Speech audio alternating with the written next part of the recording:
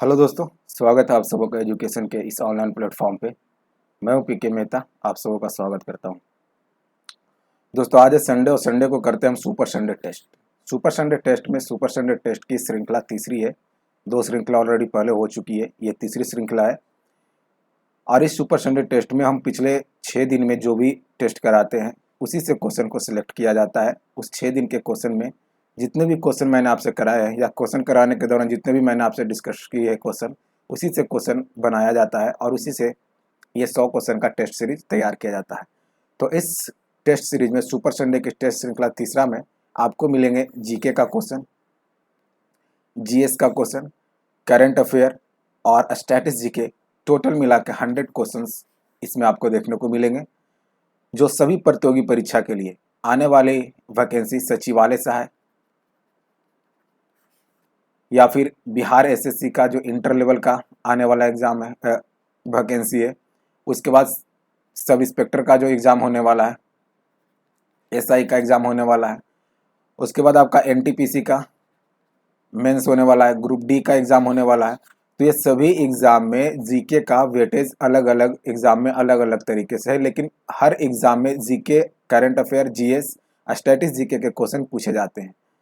तो ये किसी भी प्रतियोगी परीक्षा खास टारगेट करके नहीं बनाया गया। ये जीके का जो टेस्ट पेपर है वो हर एग्ज़ाम के लिए सफिशियंट है, चाहे तो वो आप ग्रुप डी का एग्ज़ाम दे रहे हो, एनटीपीसी का, या फिर सब इंस्पेक्टर का, सचिवालय सहायक बिहार एसएससी का। हर एग्ज़ाम के लिए ये सफिशियंट है कि आप किसी भी एग्ज़ाम की तैयारी कर रहे हो, आप ये वीडियो को देख सकते हैं और पूरे वीडियो को देखिए। बहुत सारे क्वेश्चन ऐसे हैं जो आपको लगेंगे नए टाइप के, और जो भी क्वेश्चन इसमें शामिल किए गए हैं वो सारे क्वेश्चन आपको पिछले 1 सप्ताह के अंदर बिल्कुल हर क्वेश्चन को डिस्कस किया गया है, जैसे हम हर क्वेश्चन को डिस्कस करके बताते हैं। तो चलिए शुरू करते हैं। आज का सुपर संडे टेस्ट का पहला क्वेश्चन देखते हैं क्या है। अगर आपको क्वेश्चन पसंद आएगा तो वीडियो को लाइक जरूर करते जाइएगा और अपने दोस्तों में भी शेयर करते जाइएगा। तो चलिए शुरू करते हैं सुपर संडे टेस्ट का पहला क्वेश्चन और देखते हैं पहला क्वेश्चन क्या है। पहला क्वेश्चन कुछ इस प्रकार है आपका, देखिए। कह रहा है निम्नलिखित में से कौन सा C4 पौधा नहीं है। ध्यान देना है, लास्ट में पढ़ना है ध्यान से, ठीक है। मैं क्वेश्चन पढ़ूंगा, ऑप्शन पढ़ते जाऊंगा, उतने देर में आपको कमेंट्स बॉक्स में ऑप्शन का आंसर कमेंट्स कर देना है। कमेंट्स करके आपको आंसर देते जाना है कि कौन से क्वेश्चन का आंसर क्या होगा। चलिए, तो इस क्वेश्चन का आप आंसर कमेंट्स बॉक्स में टाइप कीजिए। C4 पौधा नहीं है, गन्ना, मक्का, बाजरा, चावल। कमेंट्स बॉक्स में आप आंसर टाइप कीजिए। C4 पौधा नहीं है, तो इस क्वेश्चन का सही आंसर है चावल। चावल जो है वो C3 पौधा कुल के अंतर्गत आता है। ध्यान रखिएगा, चावल जो है वो C3 पौधा के अंतर्गत आता है। मैंने सारे चीज बताए हैं इसके कि किस प्रकार से C4 पौधा, C3 पौधा को याद रखा जाता है, कौन किस में आता है। इसे वो पीछे का वीडियो आप देखिए, प्लेलिस्ट में सारा पड़ा हुआ है। चलिए क्वेश्चन नंबर 2 पे आते हैं। क्वेश्चन नंबर 2 क्या कर रहा है, निम्नलिखित में से कौन सा राष्ट्रीय उद्यान पूर्वोत्तर भारत में नहीं है। नहीं है, लास्ट में थोड़ा क्वेश्चन को ध्यान से पढ़ना है। हमने पूछा है कि क्या नहीं है, पूर्वोत्तर भारत का राष्ट्रीय उद्यान नहीं है कौन सा। क्या इटांकी, ओरंग, माउली या फिर ब्लैक बक, कौन सा ऐसा राष्ट्रीय उद्यान है जो पूर्वोत्तर भारत का नहीं है। तो इस क्वेश्चन का सही आंसर हो जाएगा डी नंबर, ब्लैक बक जो है वो गुजरात में पड़ता है। कहाँ में पड़ता है, गुजरात में पड़ता है। तो इस प्रकार इस क्वेश्चन का सही आंसर हो जाएगा डी नंबर। हम इस क्वेश्चन इस सुपर संडे टेस्ट सीरीज में हम आपको कुछ भी नहीं बताने वाले हैं, बस आंसर सीधा सीधा लगाएंगे, क्योंकि ये सारे क्वेश्चन पे हम विशेष चर्चा पीछे 1 सप्ताह में कर चुके हैं। आइए क्वेश्चन नंबर 3 को देखिए। राष्ट्रीय डेयरी विकास बोर्ड का मुख्यालय कहाँ है। राष्ट्रीय डेयरी विकास बोर्ड का मुख्यालय पूछा गया है आपसे। आनंद, करनाल, हिसार, जोधपुर। क्या होगा इसका सही आंसर। इसका सही आंसर हो जाएगा आनंद। ए नंबर विकल्प इसका सही है। राष्ट्रीय डेयरी अनुसंधान डेयरी विकास बोर्ड का, डेयरी विकास बोर्ड का मुख्यालय कहाँ पे, आनंद में। जबकि राष्ट्रीय डेयरी शोध संस्थान पूछेगा तो आंसर करेंगे फिर करनाल। चलिए क्वेश्चन नंबर 3 का ए नंबर आंसर हो जाएगा। आइए क्वेश्चन नंबर 3 के बाद चौथे नंबर पे। चौथा नंबर क्वेश्चन क्या करा वो देखिए। करा सूची 1 को सूची 2 से मिलाइए। मिलाइए सूची 1 को सूची 2 से। काली क्रांति पेट्रोलियम से, बिल्कुल सही है। इंद्रधनुषी क्रांति कृषि संबंधित समग्र कार्यों से। सुनहरी क्रांति फल सब्जी के उत्पादन से, ये भी सही है। सदाबहार क्रांति कृषि के उत्पाद को दुगना करने से, ये भी सही है। यानी 1 का 1, 2 का 2, 3 का 3 और 4 का 4। कौन सा ऑप्शन है, ए नंबर ऑप्शन पे ये आंसर है। तो ए नंबर आंसर इसका सही हो जाएगा। आइए क्वेश्चन नंबर 5 पे। क्वेश्चन नंबर 5 क्या करा, अपिको आंदोलन चलाया गया था कहाँ पे, उत्तराखंड, राजस्थान, कर्नाटक या मेघालय। अपिको आंदोलन कहाँ पे चलाया गया था। कमेंट्स कीजिए आप आंसर कमेंट्स बॉक्स में। अपिक्को आंदोलन कहाँ चलाया गया था?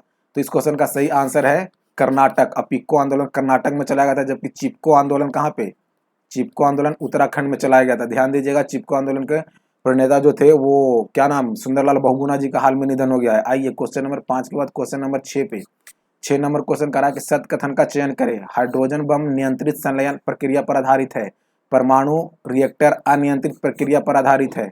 कौन सा सही है? दोनों विकल्प सही है, दोनों गलत है, या फिर एक सही है या एक दो गलत है? क्या है आंसर, क्या होगा?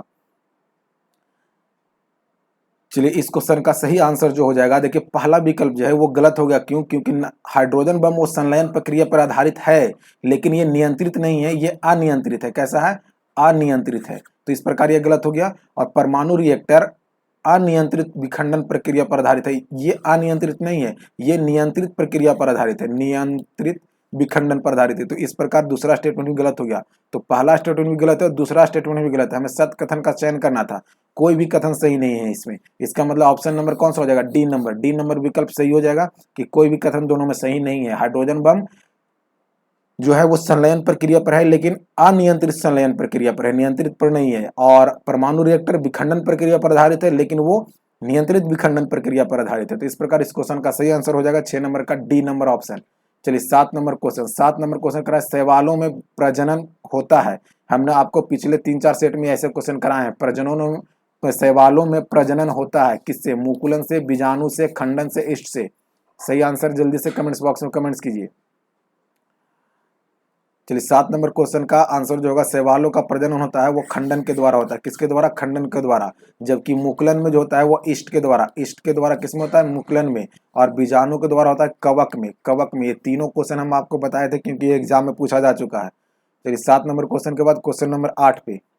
8 नंबर क्वेश्चन कर रहा है मॉन्ट्रियल प्रोटोकॉल का संबंध है। मॉन्ट्रियल प्रोटोकॉल कब हुआ था? ये पूछा जा रहा है, कब हुआ था? क्या 94, 87, 97, 2007? मॉन्ट्रियल प्रोटोकॉल कब हुआ था? तो इस क्वेश्चन का सही आंसर है मॉन्ट्रियल प्रोटोकॉल हुआ था 1987 में। मॉन्ट्रियल प्रोटोकॉल कब हुआ था? 1987 में। 97 हुआ था क्योटो प्रोटोकॉल। 97 में क्योटो प्रोटोकॉल हुआ था। ठीक है, याद रखना है। आगे आइए 8 नंबर के बाद क्वेश्चन नंबर 9 पे। क्वेश्चन नंबर 9 करा है निम्नलिखित में से किसका आयन क्षमता सर्वाधिक है? आयन क्षमता सर्वाधिक किसका है? क्या अल्फा का है, बीटा का है, गामा का है? भेदन क्षमता सबसे ज्यादा किसका होता है?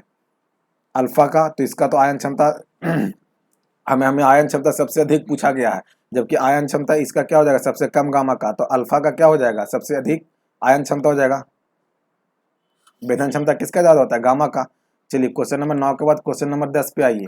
10 नंबर का निम्नलिखित में से कौन सा बाल्टिक राज्य नहीं है? बाल्टिक राज्य के बारे में हम आपको बताए थे और दिखाए थे मैप पे भी। चलिए क्वेश्चन नंबर 10 का सही आंसर कीजिए कि बाल्टिक राज्य नहीं है। राज्य, राज्य नहीं, राज्य है ना। Latvia, Lithuania, Estonia, Albania. कौन सा आंसर सही हो जाएगा? चलिए इस क्वेश्चन का सही आंसर जो है वो अल्बानिया। अल्बानिया जो है वो बाल्टिक राज्य में शामिल नहीं आता है। बाकी लटाविया, लिथुआनिया, एस्टोनिया जो है वो बाल्टिक राज्य के हिस्से हैं। चलिए 10 नंबर के बाद क्वेश्चन नंबर 11। क्वेश्चन नंबर 11 पे आइए। देखिए क्वेश्चन नंबर 11 क्या करा है? कर्नाटक का कौन सा युद्ध एला सापल के संधि के तहत समाप्त हुआ था?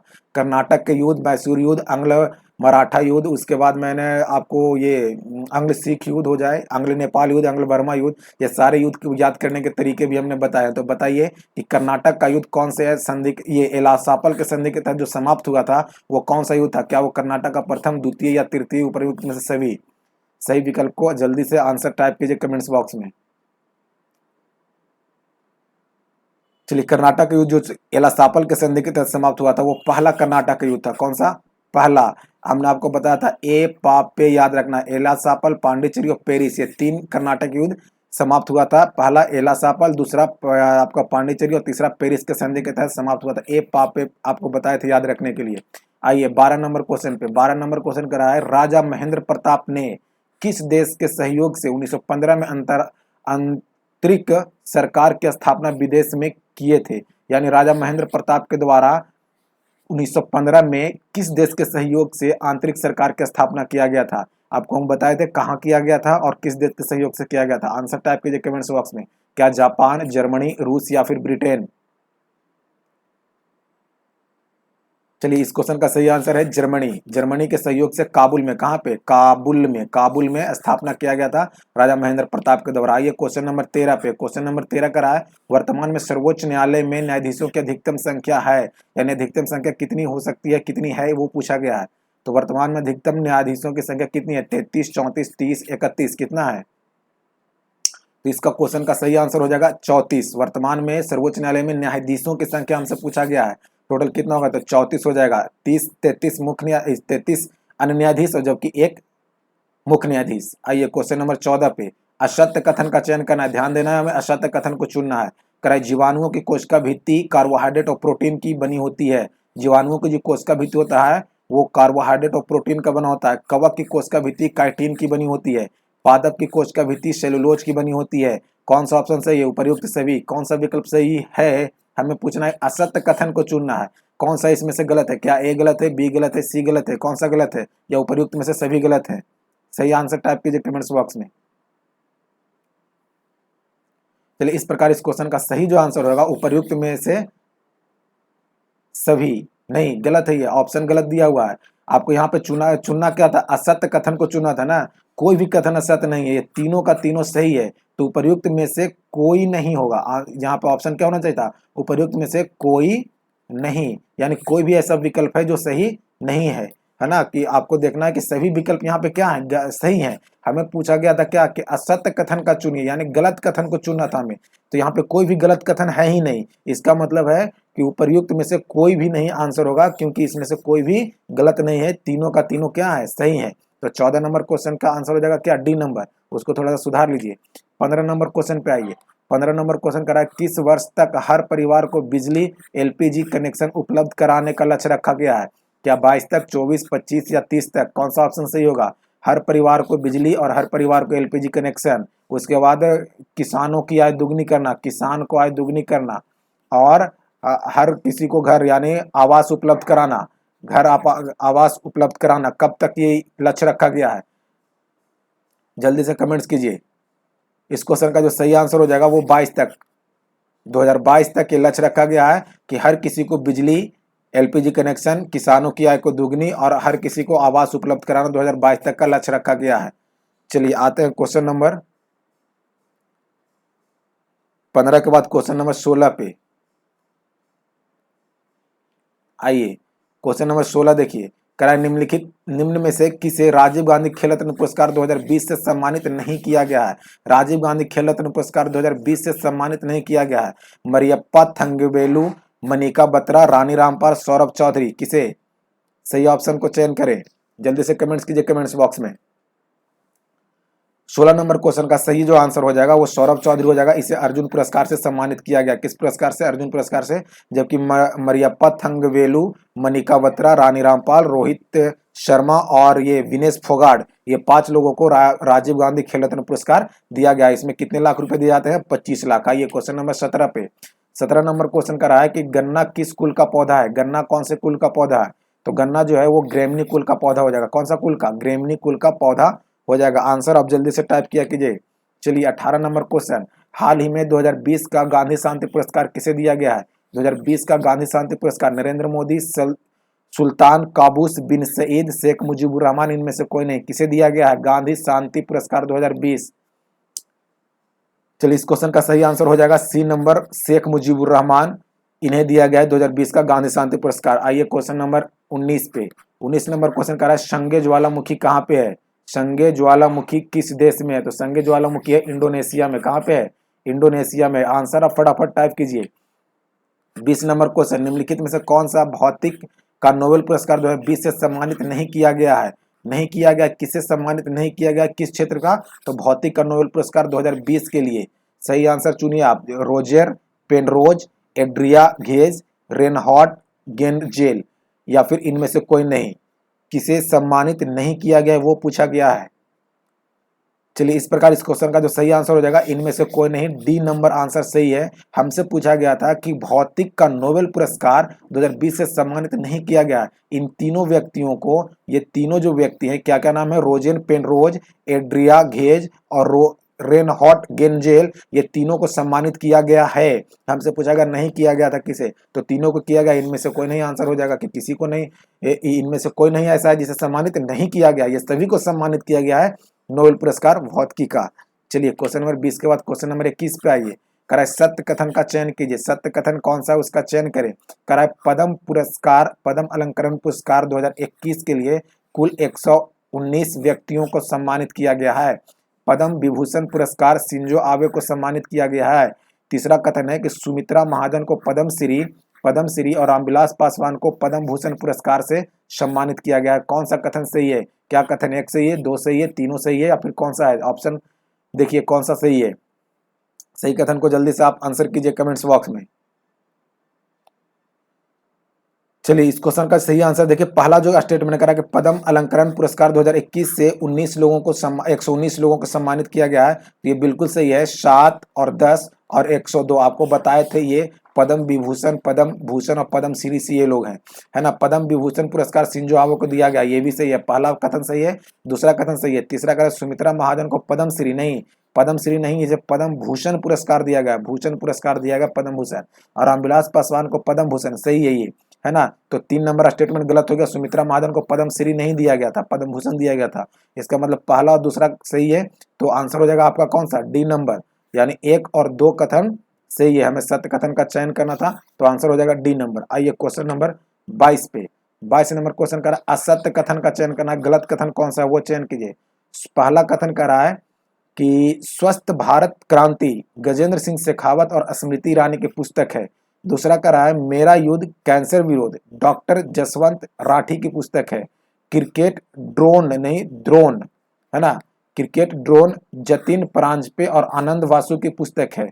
और डी नंबर विकल्प कर रहा है कि संसद में हिमालय शशि थरूर की पुस्तक है। कौन सा विकल्प गलत है? 22 नंबर क्वेश्चन का आंसर कमेंट्स बॉक्स में टाइप कीजिए। चलिए इस तरह इस क्वेश्चन का जो सही आंसर होगा वो होगा D number. D number option गलत है। संसद में हिमालय जो है वो है रमेश पोखरियाल निशंक का। किसका है? रमेश पोखरियाल निशंक का पुस्तक है, शशि थरूर का ये पुस्तक नहीं है। तो डी नंबर विकल्प जो आपका हो जाएगा वो गलत हो जाएगा। हमें असत्य कथन का ही चयन करना था। स्वस्थ भारत क्रांति गजेंद्र सिंह शेखावत स्मृति ईरानी, मेरा युद्ध कैंसर विरुद्ध doctor Jaswant Rathi, cricket drone Jatin Paranjape Anand Basu की पुस्तक है ये, और संसद में हिमालय जो है वो रमेश पोखरियाल निशंक की पुस्तक है। तो इस प्रकार डी नंबर विकल्प आपका गलत हो गया। 22 नंबर के बाद आइए 23 नंबर पे। 23 नंबर सूची 1 को सूची 2 से मिलान करना है, मिलाइए। कारण मानव विकास सूचकांक 2020 संयुक्त राष्ट्र विकास कार्यक्रम के द्वारा जारी किया जाता है। मानव स्वतंत्रता सूचकांक 2020 कैंटो इंस्टीट्यूट के द्वारा जारी किया जाता है। सी नंबर का है कि वैश्विक लोकतांत्रिक सूचकांक 2020 इकोनॉमिस्ट इंटेलिजेंस के द्वारा जारी किया जाता है। Unit ease of doing business, ease of doing business, unit नहीं, ईज ऑफ डूइंग बिजनेस, ये यहां से ईज ऑफ डूइंग बिजनेस जो है वो 2020 वर्ल्ड बैंक के द्वारा जारी किया जाता है। कौन सा विकल्प सही है इसमें आप चयन करें। तो देखिए कौन सा किसका मिलान सही होगा वो आपको देखना है। कमेंट्स बॉक्स में जल्दी से आंसर कीजिए। देखिए इस क्वेश्चन का जो सही आंसर है वो 1 का 1 है। एक है कि राष्ट्रीय विकास सूचकांक जो है, विकास संबंधी सूचकांक जो है वो संयुक्त राष्ट्र विकास कार्यक्रम के द्वारा जारी किया जाता है। राष्ट्रीय स्वतंत्र मानव का जो स्वतंत्रता सूचकांक है वो कैंटो इंस्टीट्यूट के द्वारा जारी किया जाता है, तो ये ब्रिटेन का है। और वैश्विक लोकतांत्रिक सूचकांक जो है इकोनॉमिस्ट इंटेलिजेंस के द्वारा जारी किया जाता है। और ईज ऑफ डूइंग बिजनेस जो है वो वर्ल्ड बैंक के द्वारा जारी किया जाता है। यानी सभी का सामने ए का 1, बी का 2 और आपका सी का 3 और डी का 4, इस तरह से आपका ए नंबर विकल्प है। देखिए 1 का 1, 2 का 2, बी का 2 और सी का 3 और डी का 4 है, तो आपका आंसर हो जाएगा ए नंबर। चलिए क्वेश्चन नंबर आ जाइए 24 पे। 24 नंबर क्वेश्चन कर रहा है कि भारी जल का जमाव बिंदु कितना होता है। भारी जल का जमाव बिंदु कितना होता है? 3.8 degree C, 0 degree C, 4.8 degree C या फिर 0.35 डिग्री सी, कौन सा होता है? जल्दी से आंसर कमेंट्स बॉक्स में कीजिए। भारी जल का जमाव बिंदु, भारी जल का जमाव बिंदु हो जाएगा 3.8 डिग्री सी। आंसर हो जाएगा ए नंबर। ए नंबर विकल्प इस क्वेश्चन का सही आंसर है। आइए क्वेश्चन नंबर 25 के बाद 24 के बाद क्वेश्चन नंबर 25 पे आते हैं। 25 देखिए क्या करा है कि रोग और उससे कौन से कवक से वो रोग होता है, इस पे मिलान करना है। दमा, एथलीट फूड, खाज, गंजा। इधर में दिया हुआ कवक का Aspergillus fumigatus, Aspergillus fumigatus, tinea pedis, tinea capitis, Acarus scabiei, Acarus scabiei. कौन सा विकल्प इसमें सही होगा? आप मिलान करके जल्दी से बताइए, आंसर कमेंट्स बॉक्स में टाइप कीजिए। देखिए इस क्वेश्चन का जो इस प्रकार आप मिलान कीजिए। देखिए मिलान इसका कैसे होगा? दमा जो है वो एस्पेरगिलस फूमिगेट्स के द्वारा होता है। एस्पेरगिलस फूमिगेट्स ए नंबर का 1 नंबर मिलान सही होगा। एथलीट फूड टीनिया पेडिस से होता है, बी नंबर का 2 नंबर सही होगा।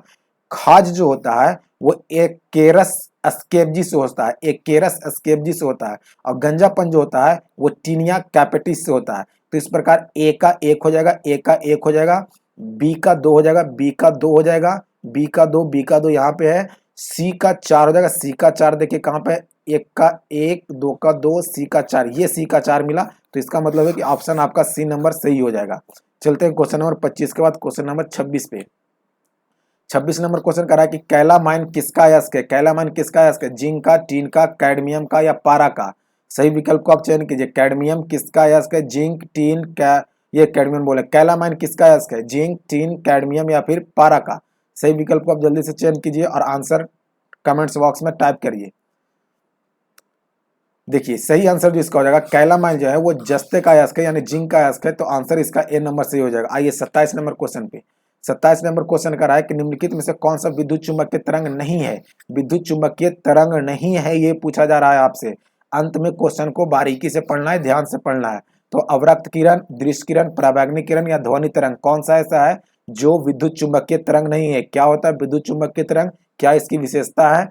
सभी चीज हम पीछे के वीडियो में डिस्कशन कर चुके हैं। जितने भी मैंने एक सप्ताह में पिछले 6 दिन में वीडियो बने दिए हैं आपको, उन सभी से ही ये क्वेश्चन सिलेक्ट किए गए हैं और पीछे के वीडियो में हमने सारा क्वेश्चन पे डिस्कशन किया है। आपको आज किसी भी प्रकार का कोई डिस्कशन नहीं दिया जा रहा है, बस आपका टेस्ट हो रहा है इसमें। आप कमेंट्स बॉक्स में आंसर कीजिए, सारे डिस्कशन पीछे किए गए हैं।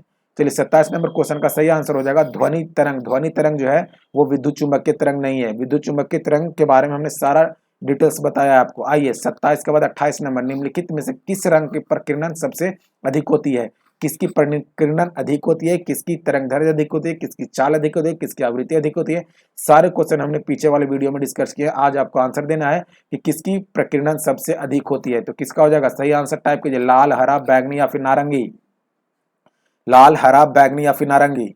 तो इस क्वेश्चन का सही विकल्प है सी नंबर, बैगनी रंग का जो है प्रकीर्णन सबसे अधिक होता है, जबकि लाल रंग का प्रकीर्णन सबसे कम होता है। आइए 29 नंबर क्वेश्चन, 1938 में राष्ट्रीय नियोजन समिति का गठन किसकी अध्यक्षता में किया गया था? राष्ट्रीय नियोजन समिति का गठन 1938 में किसकी अध्यक्षता में किया गया था? सर विश्वेश्वरैया, दादा भाई नौरोजी, पंडित जवाहरलाल नेहरू या पंडित जवाहरलाल नेहरू, श्रीमन्नारायण? ये नेहरू यहाँ आएगा। कौन सा विकल्प सही है? जल्दी से कमेंट्स बॉक्स में आंसर टाइप कीजिए। तो इस क्वेश्चन का जो सही आंसर हो जाएगा आपका सी नंबर विकल्प कि पंडित जवाहरलाल नेहरू की अध्यक्षता में 1938 में राष्ट्रीय नियोजन समिति का गठन किया गया था। आइए 29 नंबर के बाद क्वेश्चन नंबर 30 पे आते हैं। 30 नंबर का रहा है कि जरा दृष्टि दोष का कारण क्या है? जरा दृष्टि दोष में क्या होता है? क्या दूर की वस्तु नहीं दिखाई पड़ता है? नजदीक की वस्तु दिखाई नहीं पड़ता है? ना तो दूर ना तो नजदीक की वस्तु दिखाई नहीं पड़ता है? और ऊर्ध्वाधर या फिर क्षैतिज अंतर नहीं होता है? कौन सा विकल्प सही हो जाएगा? तो देखिए जरा दृष्टि दोष में जो होता है ना तो दूर और ना ही नजदीक की वस्तु दिखाई पड़ेगा जरा दृष्टि दोष में। जरा दृष्टि दोष दृष्टिव्यामता जिसे एस्टिग्मैटिस भी बोलते हैं, आपका नजदीक ये निकट दृष्टि दोष, दूर दृष्टि दोष और अविन्दुकता, जिसे ये सारे बीमारी जितने भी आंख से संबंधित है हमने चर्चा किए थे पिछली वीडियो में, आप देख सकते हैं प्लेलिस्ट में पड़ा हुआ है वो वीडियो। आइए क्वेश्चन नंबर 31 पे। 31 का राइट सत्य कथन का चयन करना है। क्वेश्चन को ध्यान से पढ़ना है, हमें सत्य पूछ रहा है असत्य पूछ रहा है। क्वेश्चन को लास्ट में ध्यान से पढ़ना है कि नहीं पूछ रहा है या है पूछ रहा है, क्योंकि मिस्टेक यहीं पे होती है, क्वेश्चन जानते हुए भी गलत हो जाता है। तो आइए हमें सत्य कथन का चयन करना है। पहला करा है आधुनिक आवर्त सारणी में परमाणु संख्या 57 से लेकर 71 तक को लैंथेनाइट कहते हैं, बिल्कुल सही है ये। उसके बाद करा है कि परमाणु संख्या 89 से लेकर 103 तक को एक्टिनाइट कहते हैं, ये भी सही है। तो इस प्रकार इस क्वेश्चन का दोनों विकल्प सही है। तो 31 का आंसर हो जाएगा क्या? C number. आइए क्वेश्चन नंबर 32 पे जल्दी से क्वेश्चन का आंसर टाइप कीजिए। जितना देर में हम क्वेश्चन पढ़ते हैं, ऑप्शन पढ़ते हैं, उतना देर में आपका कमेंट्स बॉक्स में आंसर आ जाना चाहिए। चलिए 32 नंबर क्वेश्चन का निम्नलिखित में कौन सा मत्स्य वर्ग में समूह में शामिल नहीं है? लास्ट में लिखा हुआ है, ध्यान से पढ़िएगा, लास्ट वाले को ध्यान से पढ़ना है। नहीं है पूछ रहा है तो रोहू, कतला, सिंह, समुद्री घोड़ा या फिर उपयुक्त में से कोई नहीं। चलिए जल्दी से आंसर कीजिए। तो इस क्वेश्चन का जो सही आंसर हो जाएगा उपयुक्त में से कोई नहीं, कह रहा है कि मत्स्य वर्ग का समूह नहीं है। तो ये तीनों जो है वो मत्स्य वर्ग का समूह है, तो कोई नहीं है इनमें से दिए गए ऑप्शन में। आंसर हो जाएगा डी नंबर। चलिए क्वेश्चन नंबर आगे आइए 32 के बाद 33 पे। वर्तमान में भारत में कितने रामसर स्थल यानी रामसर साइट कितने, क्या होता है रामसर साइट, कौन इसे शामिल करता है, कब इसकी शुरुआत हुई, सारे चीजों की बात हमने की है पीछे के वीडियो में, और आने वाले वीडियो जो भी हमारे होंगे एक सप्ताह में अगले, उसमें भी ये सारे क्वेश्चन आपको मिलेंगे देखने के लिए। तो चलिए क्वेश्चन का यहाँ पे आंसर कीजिए 24, 27, 42 या फिर 43 वर्तमान में कितने रामसर स्थल हैं? तो इस क्वेश्चन का सही विकल्प जो हो जाएगा वो हो जाएगा सी नंबर 42 रामसर स्थल वर्तमान में भारत में है। चलिए क्वेश्चन नंबर 33 के बाद 34 नंबर पे, पारिस्थितिकी तंत्र की अवधारणा का विकास किसने किया था? पारिस्थितिकी तंत्र की अवधारणा का विकास किसके द्वारा किया गया था? एजी टॉन्सले, अर्नेस्ट हैकल, चार्ल्स एल्टन, ग्रीनलेस। ये सारे ऑप्शन पे मैंने बात किया था जब टेस्ट का डिस्कशन करा रहा था कि कौन किस लिए विशेष है, किसका खोज किया गया। चलिए आप आंसर जल्दी से टाइप कीजिए, पारिस्थितिकी तंत्र की अवधारणा। तो इस क्वेश्चन का सही आंसर हो जाएगा ए नंबर, एजी टॉन्सले। क्या हो जाएगा? एजी टॉन्सले पारिस्थितिकी तंत्र की अवधारणा का विकास किया था। आइए 35 नंबर क्वेश्चन, घास स्थलीय परितंत्र में संख्या पिरामिड कैसा होता है? घास स्थलीय परितंत्र में संख्या पिरामिड कैसा होता है? क्या सीधा होता है, क्या उल्टा होता है, दोनों में से कोई नहीं होता है, इनमें से दोनों, क्या होता है? क्वेश्चन का सही आंसर टाइप कीजिए, जल्दी से क्वेश्चन को सही आंसर टाइप कीजिए कमेंट्स बॉक्स में। वीडियो अगर पसंद आ रहा है, क्वेश्चन आपको पसंद आ रहा है तो वीडियो को लाइक करते चलिए और दोस्तों में अपना शेयर करते चलिए। ये पेपर जो है वो सभी एग्जाम के लिए अवेलेबल है, किसी भी एग्जाम में आप जा रहे हो अगर देने के लिए, और एग्जाम अब स्थिति समान हो रही है तो अब एग्जाम आएगा ही और वैकेंसियां भी नई नई आने वाली है बिहार में। तो आप वीडियो को शुरू से देखें और पूरा देखें वीडियो को, बहुत सारा एक्सपीरियंस जो मेरा है वो आपको काम आएगा। बहुत सारे ऐसे क्वेश्चन है जो किताबों में नहीं मिलते, वो सेट प्रैक्टिस के दौरान मिलते हैं, तो वो सारे चीज को मैं कलेक्ट करके लेकर आता हूँ आपके लिए। चलिए तो 35 नंबर क्वेश्चन का सही आंसर क्या हो जाएगा? तो घास का जो पिरामिड होगा वो होगा आपका सीधा। घास का पिरामिड क्या हो जाएगा? सीधा। हमने सारी बात की है कि किसका पिरामिड उल्टा होता है, किसका पिरामिड सीधा होता है पारिस्थितिकी तंत्र में। आइए क्वेश्चन नंबर 36 पे आइए। फिलिप वक्र संबंधित है। फिलिप वक्र किससे संबंधित है? मुद्रास्फीति की दर से, बेरोजगारी की दर से, गरीबी की दर से, मुद्रास्फीति और बेरोजगारी की प्रतिलोम संबंध है। हमने फिलिप वक्र, लाफर वक्र, गिनी गुणांक के सभी चीजों पर बात की थी जब इस क्वेश्चन का मैंने डिस्कशन कराया था। चलिए तो इस क्वेश्चन का सही आंसर क्या हो जाएगा? फिलिप वक्र का संबंध किससे है? सही आंसर जल्दी से कमेंट्स बॉक्स में कमेंट्स कीजिए। तो फिलिप वक्र का जो संबंध हो जाएगा वो इस क्वेश्चन का सही आंसर है डी नंबर, मुद्रास्फीति की दर और बेरोजगारी की दर का प्रतिलोम संबंध है। मुद्रास्फीति और बेरोजगारी की दर की प्रतिलोम संबंध किसका है? फिलिप वक्र का। आपको और भी सारी जानकारियां दी जाएगी और पीछे भी दिया गया है क्या होता है फिलिप वक्र, क्या होता है आपका लॉरेंस वक्र, लाफर वक्र क्या होता है, ये सभी जानकारियां आपको दिया गया है पीछे का वीडियो में, आने वाले वीडियो में भी आपको मिलेगा ये सब। चलिए मिलाइए यहाँ पे क्वेश्चन नंबर 37 पे कह रहा है सूची 1 को सूची 2 से मिलाइए। सूची 1 है ये, सूची 2 है ये, मिलाइए। कनाडा से क्या लिया गया है भारतीय संविधान में? दक्षिण अफ्रीका से क्या लिया गया, ऑस्ट्रेलिया से क्या लिया गया है और ब्रिटेन से क्या लिया गया है? आपके पास 10 सेकंड का टाइम है, मिलाकर बताइए, जल्दी से कमेंट्स बॉक्स में आंसर कीजिए। वीडियो पसंद आ रहा है, क्वेश्चन पसंद आ रहे हैं तो क्वेश्चंस और वीडियो पसंद आने के कारण आपको वीडियो को लाइक करना होगा। थोड़ा सा लाइक कर दिए, लाइक करने में कुछ नहीं जाता है, बस देखते देखते लाइक के बटन को थोड़ा सा टच कर देना है बस। आइए मिलाते हैं इसको। देखिए कनाडा से लिया गया राज्यपाल की नियुक्ति, कनाडा से क्या लिया गया? राज्यपाल की नियुक्ति लिया गया है। उसके बाद दक्षिण अफ्रीका के संविधान से क्या लिया गया है? राज्यसभा के सदस्यों का निर्वाचन। बहुत इंपॉर्टेंट क्वेश्चन ये है, आप याद रखिएगा। ऑस्ट्रेलिया के संविधान से लिया गया संयुक्त बैठक। ब्रिटेन के संविधान से लिया गया चुनाव में सर्वाधिक मत पर आधार पर विजेता का घोषित करना। ये सारे प्रावधान आपको लिए गए हैं, कहां से वो मिलान करना था? तो पहला कनाडा से हो गया राज्यपाल की नियुक्ति, दक्षिण अफ्रीका से राज्यसभा के सदस्यों के निर्वाचन, ऑस्ट्रेलिया से हो गया संसद की संयुक्त बैठक और ब्रिटेन से लेगा चुनाव में सर्वाधिक मत के आधार पर विजेता का घोषित करना। ये सभी आपको लोकल बुक में जो भी है उसमें नहीं मिलता है, कुछ कुछ इसमें क्वेश्चन आपको ये कनाडा वाला मिल जाएगा लेकिन ये तीनों आपको नहीं मिलेगा। और इसमें से ये क्वेश्चन सब इंस्पेक्टर का मेंस में पूछा गया कि दक्षिण अफ्रीका के राज्यसभा के सदस्यों का निर्वाचन कहां से लिया गया है? जबकि आम बुक में जो दिया गया है वो दक्षिण अफ्रीका से ये आपका राज्यसभा के सदस्यों का मनोनयन दिया गया था और पहला ऑप्शन ही आयरलैंड था। तो यहाँ पे गलती होने की संभावना ज्यादा थी और गलती बहुत सारे बच्चे किए थे। तो ध्यान रखना है, ऐसे क्वेश्चन को हम लेकर आएंगे जो आपको जो प्रचलित बुक है उसमें आपको नहीं मिलेगा, लेकिन वैसे क्वेश्चन पूछे जाते हैं वो सारे क्वेश्चन मैं आपके लिए लेकर आऊंगा। चलिए, तो 37 नंबर क्वेश्चन का सही आंसर क्या हो जाएगा? 1 का 2, 1 का 2 कहाँ पे है? बी नंबर में। 2 का 1, 2 का 1 कहाँ पे? 2 का 1 है, ये सही है। 3 का 4, 3 का 4 भी है और 4 का ये आपका ये डी का 3 नंबर, डी का 3 भी है। तो इस प्रकार इस क्वेश्चन का सही विकल्प हो जाएगा बी नंबर। आइए क्वेश्चन नंबर 38 पे। करा दिसंबर 1953 में गठित राज्य पुनर्गठन आयोग के सदस्य, ध्यान से पढ़ना है, सदस्य के बारे में हम पूछे हैं, अध्यक्ष नहीं पूछे हैं। सदस्य कौन थे?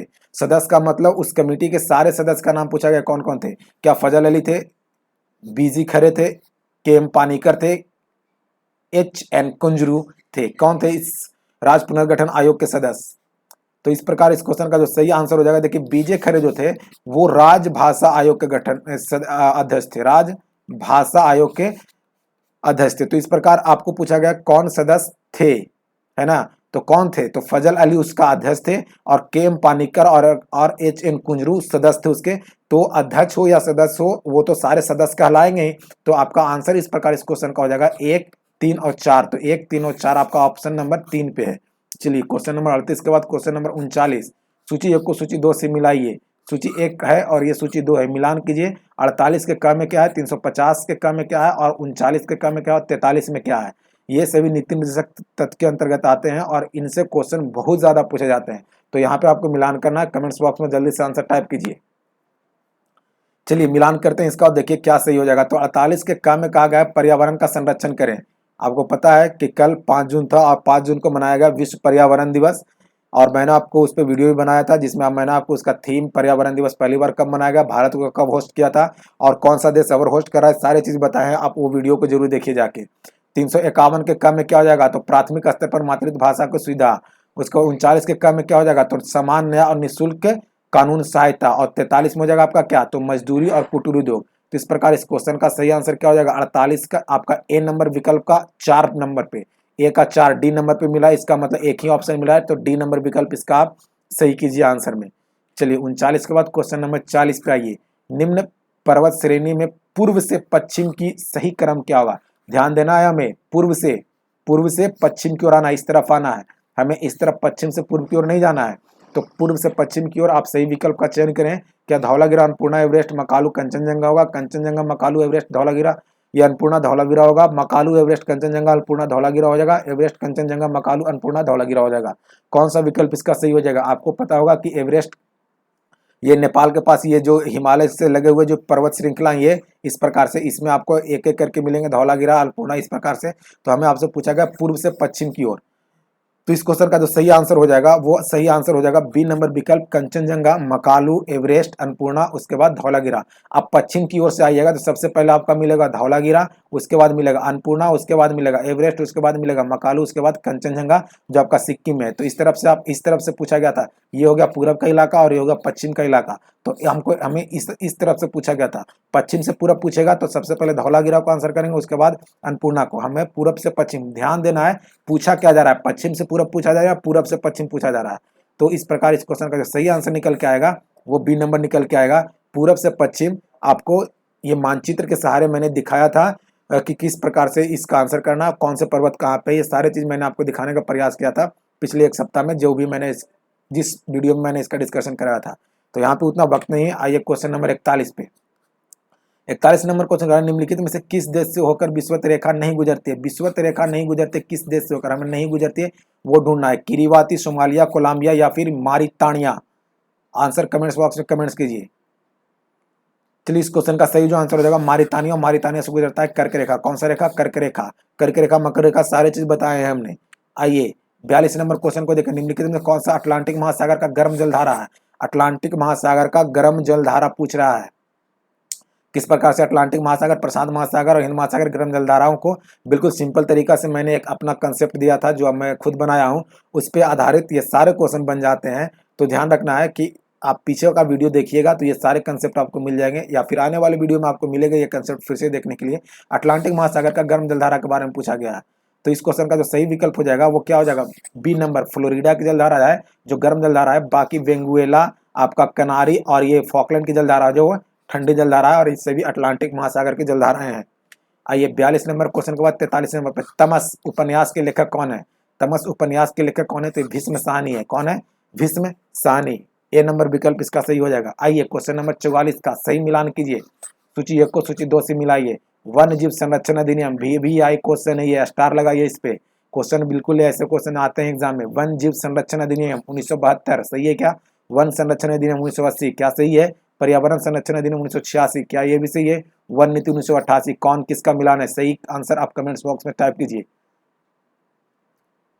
जल्दी से कमेंट्स कीजिए। वीडियो पसंद आ रहा है, क्वेश्चन पसंद आ रहे हैं तो क्वेश्चन वीडियो पसंद आ रहा है, वीडियो को लाइक करते हुए आगे बढ़िए। चलिए क्वेश्चन नंबर 44 का सही आंसर का जो वन जीव संरक्षण अधिनियम 1972 में बिल्कुल सही है। वन संरक्षण अधिनियम 1980 में ये भी सही है। पर्यावरण संरक्षण अधिनियम 1986 में ये भी सही है।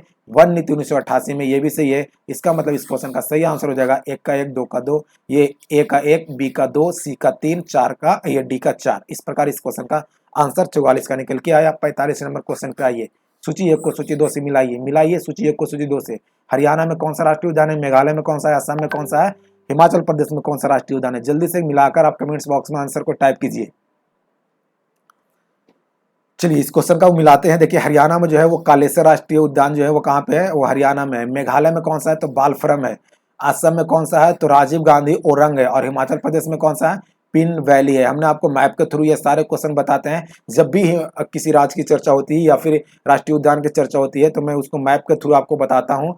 मंडे टू सैटरडे वाले डिस्कशन में आज मैप वगैरह का प्रयोग नहीं किया है, सिर्फ आपको आंसर करते जाना है। राष्ट्रीय उद्यान से 1 से 2 क्वेश्चन हर एग्जाम में फिक्स्ड है। 1 क्वेश्चन या 2 क्वेश्चन निश्चित है, आना है तो आना है। सब इंस्पेक्टर के एग्जाम में, सचिवालय सहायक के एग्जाम में, और या फिर बिहार एसएससी का एग्जाम हो। चलिए तो इस प्रकार इस क्वेश्चन का सही आंसर हो जाएगा 1 का आपका यहाँ पे 1 2 3 4 नहीं लिखा हुआ, 1 ये 2 ये 3 और ये 4। तो ए नंबर का 4 नंबर विकल्प यानी 4 नंबर एक ही ऑप्शन में दिख रहा है, कौन सा? D number. इसका मतलब कि इस क्वेश्चन का सही आंसर क्या हो जाएगा? डी नंबर सही हो जाएगा। आप मिला के देख लीजिए। 44 के बाद क्वेश्चन नंबर 45 पे आइए। 45 का रहा है, एक ही कब्र से 3 मानव कंकाल कहाँ से मिले? एक ही कब्र से 3 मानव कंकाल कहाँ से मिले? तो कहाँ से मिले हैं? महादवा से, दमदमा से, बुरजहोम से, या फिर उपरोक्त में से कोई नहीं। क्या होगा सही आंसर इस क्वेश्चन का?